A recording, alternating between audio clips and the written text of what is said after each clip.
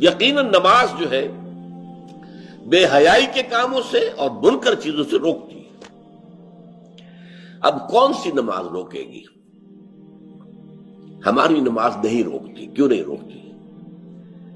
ہماری نماز کی روح موجود نہیں۔ روح تو کیا دور آئے گی، ہمیں تو یہی پتہ نہیں ہوتا ہم پڑھ کیا رہے ہیں۔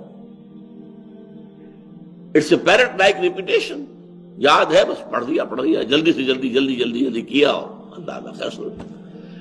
اور چونکہ اس وقت آپ کا ذہن جو ہے وہ اس کام میں مصروف ہی نہیں ہے کہ وہ سمجھے کہ آپ کیا کہہ رہے ہیں، لہذا خالی ذہن تو رہ نہیں سکتا۔ اس وقت آپ کے ذہن میں سب مسائل آ جائیں گے، دکان میں فلاں چیز کم ہو گئی تھی، مجھے خرید کے لانی تھی، فلاں معاملہ یہ تھا، فلاں جو ہے جو افسر نے وہ فائل کے بارے میں کہا تھا وہ ابھی تک تلاش نہیں ہو سکی ہے، وہ کرنی، وہ آ جائیں گے۔ اس لیے کہ دماغ جو ہے خالی نہیں رہ سکتا۔ جب آپ کا دماغ نماز کے اندر انوالوڈ نہیں ہے تو ویکوم رہ نہیں سکتا اس دماغ میں، پھر وہ چیزیں آپ کی آئیں، اسی کے اوپر آپ کھڑے ہو کر زبان آپ کی پڑھ رہی ہوگی اور دماغ کہیں اور ہوگا۔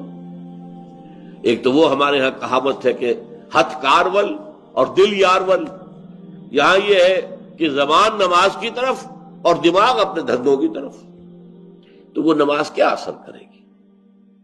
لیکن نماز کی روح موجود ہو، اس میں حضور ہو کہ میں کھڑا ہوں۔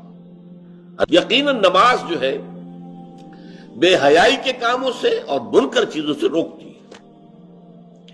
اب کون سی نماز روکے گی؟ ہماری نماز نہیں روکتی۔ کیوں نہیں روکتی؟